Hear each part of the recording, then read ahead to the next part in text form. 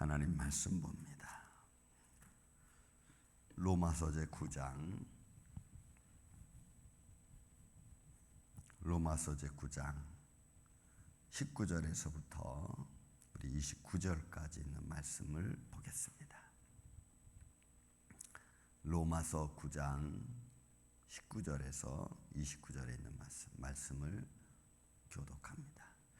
혹 내가 네게 말하기를 그러면 하나님이 어찌하여 허물하시느냐 누가 그 뜻을 대적하느냐 하리니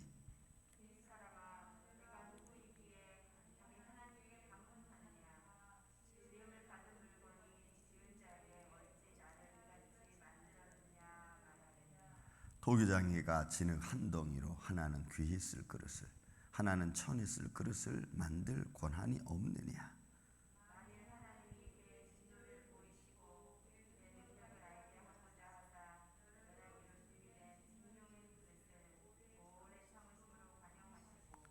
또한 영광 받기로 예비하신 바 국률의 그릇에 대하여 그 영광의 풍성함을 알게 하고자 하셨을지라도 무슨 말을 하리요?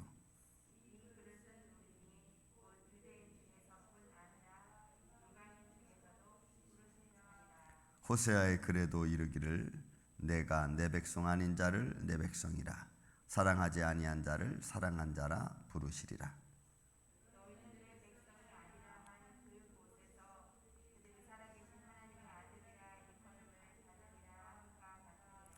또 이사야가 이스라엘에 관하여 외치되 이스라엘 자손들의 수가 비록 바다의 모래 같을지라도 남은 자만 구원을 받으리니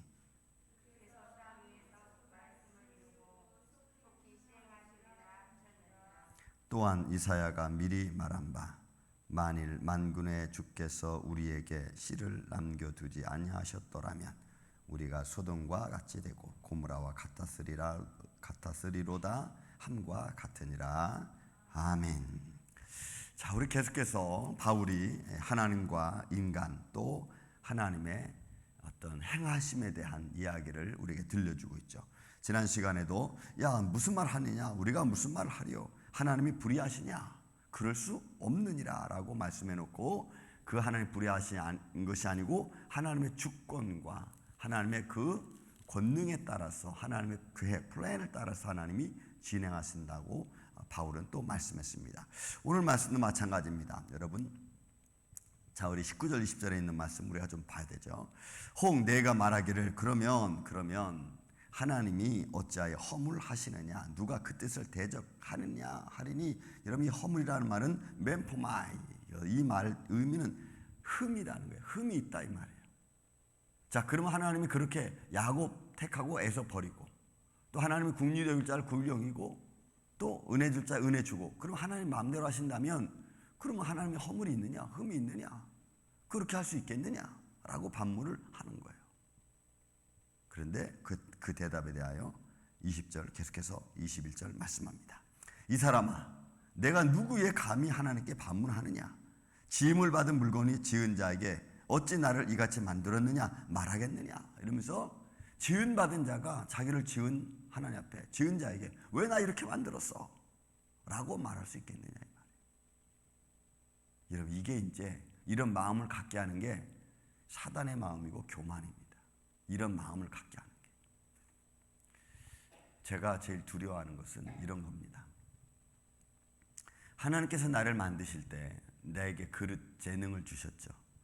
근데 2달란트의 재능밖에 주지 않았고 하나님 내 그릇을 요만한 조그만 종지 그릇밖에는 만들지 않았는데 내 마음은 5달란트 가진 자의 마음으로 하나님께 기도하는 거예요. 나는 종지만한 그릇밖에 그 역할만 하면 되는데 나는 국그릇까지 큰 그릇으로 착각하고 자꾸 하나님께 막 그렇게 요구하는 거예요. 저는 이게 무섭습니다. 내가 그런 사람이 아니기를 나는 바라는데 내 주제도 모르고 나는 그렇게 자꾸 외치고 있지 않나 싶은 생각을 가끔 합니다. 여러분 지은 받은 자는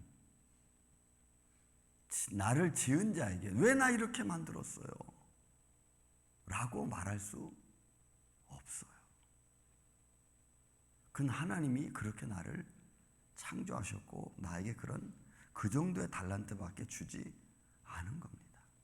근데 인간의 욕망과 인간의 교만과 인간이 가진 욕심이 마치 내게 준 하나님의 달란트보다 훨씬 더 큰 것처럼 생각해서 착각하는 거죠. 여러분, 이러면은 20절에 있는 말씀처럼 우리가 반문할 수 있어요. 왜 나 이렇게 지었어요? 이렇게 반문할 수 있어요. 이것에 대한 하나님의 은혜와 긍휼을 내가 깨닫지 못하면 이 반항하는 마음이, 이 질문이 계속해서 나를 괴롭힐 겁니다. 저도 여기에 속합니다. 그래서 항상 겸손하다는 말이 항상 내가 하나님께 감사하고 긍휼을 바라는 것이 그게 중요해요. 그걸 잃어버리면 오늘 20절의 반문 우리는 끊임없이 던질 수 있어요. 한 이 정도밖에 안 돼요.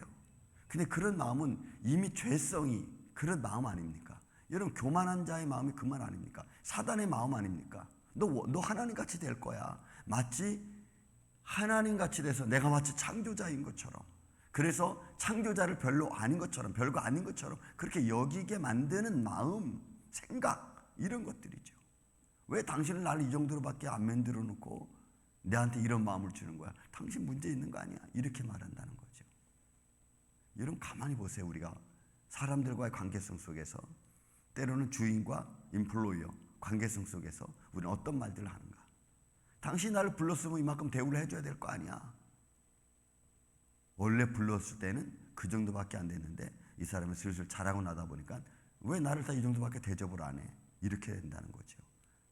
이 문제는 모든 관계성 문제에서 똑같이 일어나는 삶의 현장들입니다. 비유들어 말한 겁니다. 21절. 토기장이가 진흙 한 덩이로 하나는 귀 있을 그릇을 하나는 천 있을 그릇을 만들 권한이 없느냐? 만일 하나는 그 진노를 보이시고 그의 능력을 알게 하고자 하사 멸하기로 준비된 진노의 그릇을 오래 참으심으로 관용하시고, 이게 무슨 말이냐면, 야, 토기장이가 자기 마음대로 그릇 만들고 필요 없으면 그건 만들었다가도 깨트려 버리는 거 아니냐? 너 누구야? 너는 원래 진노의 대상이야. 너는 원래 죽음의 대상이고 죽은 자야. 그런데 하나님이 너를 위해서 오래 참으시고 기다리고 너를 자녀 삼아줬다는 것에 대해서 감사하고 기뻐해야지. 왜 나 이렇게 만들었냐고 반대해? 반항해? 이렇게 되는 거예요. 근데 여러분, 우리는 지은 받은 자의 모습으로 살고 있죠. 하나님께 끊임없이 우리는 반항합니다. 저도 그럴 때가 있어요. 저도. 하나님, 이게 뭡니까? 이렇게 말할 때 있어요. 하나님이 이루신 일에 대해서 우리가 감당해야 될 부분들, 우리는 그것들을 내가 감당하려고 생각하지 않고 왜 이렇게 됐냐고 자꾸 반문합니다. 이게 참 힘든 마음 같아요. 여러분, 모든 사람이 똑같습니다. 왜 나를, 내가 문제를 만들어 놓고 왜 나를 이렇게 했습니까? 이렇게 우리는 반문한다는 거죠. 그 문제는 우리 육신을 가지고 있는 한 그치지 않을 문제입니다. 우리가 바뀌지 않는 한 바뀌지 않을 것이고, 우리 생각이 변화되지 않는 한 끊임없는 그런 생각들은 나를 괴롭힐 겁니다. 왜 나에게 이런 힘든 일을 주었습니까? 그러니까 하나님이 오래 참으시고 나를 기다려주시고 끝까지 나를 불러주시고 그나마 깨닫게 하여 주셔서 하나님 말씀을 알게 해주신 것에 대한 감사보다는 오히려 반문하는 거죠. 내 죄도 감추고 뒤로 앉지. 왜 내가 이래야 됩니까? 이 정도밖에 내가 안 되는 인생입니까? 이렇게. 23절에 보십시오. 또한 영광 받기로 예비하신 바 국률의 그릇에 대하여 그 영광의 풍성함을 알게 하고자 하였을지라도, 무슨 말이에요? 하나님이 어떤 그릇을 택해서 하나님이 국률을 주고, 앞에 우리 말씀했죠. 내가 국률이 여길 자를 국률이 여기고 내가 은혜 줄 자에 은혜 준다. 하나님이 어떤 그릇을 택해서 국률을 베풀고 어떤 그릇을 택해서 은혜를 베푸는 것, 그거 하나님의 권한이에요. 근데 왜 하나님 나를 안 택했습니까? 왜 나한테 이만큼밖에 안 주는 겁니까? 이렇게 반문한다는 거예요. 그래서 하나님을 불의한 하나님으로 만들고 그렇게 하나님을 의롭지 못한 하나님으로 만들어 간다는 거죠. 하나님 그렇게 마음대로 하실 거면 왜 우리를 만들었습니까? 이런 식으로 반문하면서 하나님의 플랜, 하나님 구원의 계획을 망가뜨리려고 하는 그런 생각과 말들, 이런 우리가 하고 있지 않습니까? 지금 이건 무서운 거죠. 이건 창조자를, 토기장이를 자기 마음대로, 토기장이를 마음대로 막 야단치는 거예요. 그 비유를 이제 24절부터 들고 있습니다. 그 그릇은 우리니, 보세요. 그릇은 우리예요. 만들어진 그릇은 우리입니다. 곧 유대인 중에서뿐 아니라 이방인 중에서도 부르신다. 그러니까 이거 그릇은 이방인이든 유대인이든 이제 same, 똑같다는 거예요. 다만 이 그릇은 국그릇, 이것은 밥그릇, 이렇게 달라져서 이 그릇은 유대인, 이 그릇은 이방인, 이렇게 된 것뿐이지 지음받은 자는 똑같다는 거예요. 세 가지 비유를 들죠. 호세아 글의 비유를 하나 듭니다. 내가 내 백성 아닌 자를 내 백성이라, 사랑하지 아니한 자를 사랑한 자라 부르리라. 너희는 내 백성이 아니라 한 그곳에서 그들이 살아계신 하나님의 아들의 일꾼을 받으리라. 그러니까 이거 보세요. 내 백성이 아닌 자를 내 백성을 불렀습니다. 죽은 자를 하나님이 살려서 내 자녀 삼으셨다는 거 아닙니까? 여러분, 이게 작은 일이겠습니까? 나를 불러주신 하나님, 나를 하나님의 자녀 삼아주신 하나님. 여러분, 이 하나님의 은혜 가운데 저와 여러분이 있습니다. 하나님께 감사와 영광과 찬양 돌리시기를 주의 이름으로 축원을 드립니다. 내 백성이 아닌 자들을 나를 백성 삼아주신 하나님, 참으로 못나고 지질이 못난 나를 버리지 아니하시고 끝까지 이렇게 나를 붙들어 주시고 살 수 있도록 은혜 주시는 하나님, 그 하나님께 감사와 영광이 쉬지 마시기를 주의 이름으로 축원을 드립니다. 두 번째 예를 들어, 두 번째, 세 번째는 이사야 글을 들어서 바울이 이야기하고 있습니다. 27절. 또 이사야가 이스라엘에 관하여 외치되 이스라엘 자손들의 수가 비록 바다의 모래 같을지라도 남은 자만 구원을 받으리라. 여러분, 이 남은 자의 축복은 구약에서 끝까지 말해주고 있는 거죠. 이스라엘 수 많다고 해서 다 구원받는 거 아니라는 거죠. 여러분, 이 말 굉장히 무서운 말입니다. 그래서 택함받은 자, 청함받은 자, 청함받은 자, 택함받은 자, 여러분 그 수가 다르다는 거죠. 그러니까 이스라엘 백성들이 어느 글에 보니까 또 그런 말 써놨어. 이스라엘 백성들의 회복이라는 말을 어떻게 표현하냐면요, 이스라엘 백성들이 지금 이스라엘 땅에 있는 사람이 한 500만, 미국에 있는 사람이 한 600만, 러시아와 각 지역에 흩어져 있는 사람들을 합치면은 한 400만 정도 돼요. 그 백성들이 다 이스라엘로 돌아가야지 이스라엘 회복이 이루어진다는 거예요. 이렇게 해석하는 사람도 있어. 죄송하지만 이건 문제죠. 이스라엘의 회복은 이스라엘 백성들이 예루살렘으로 도와서 백투 예루살렘 하는 것은, 여러분, 이건 문제가 심각한 해석이에요. 그들이 하나님께로 돌아오는 것을 말을 해야지 어떻게 그 많은 백성들이 다 예루살렘으로 돌아와서 백투 예루살렘으로 말을 하는지 난 도대체가 이해가 안 돼. 하나님께로 돌아와야지. 하나님께로. 그들이 어디 살든 하나님께로 돌아와야지. 그래서 하나님 앞에 바로 서는 게 중요하죠. 그들의 바다의 수가, 이스라엘 자손의 수가 바다의 모래 같을지라도 남은 자만 구원 얻는 거예요. 믿는 자만 구원 얻는 거예요. 29절에도 이사야가 미리 말한 바 만일 만군의 주께서 우리에게 씨를 남겨두지 아니하셨더라면 우리가 소돔과 같고 고모라와 같았으리라. 그러니까 믿는 자의 씨죠. 믿음의 씨죠. 자, 이렇게 하나님이 왜 남겨주셨습니까? 다 죽어 없어질 죄인들을 하나님이 자녀 삼아주시고 백성 삼아주시고 그리고 남겨주시고, 이건 하나님 오래 참으심이죠. 베드로후서 3장에 남아있는 것처럼 하나님이 기다리신 뭐예요? 다 구원받기를 원하는 거예요.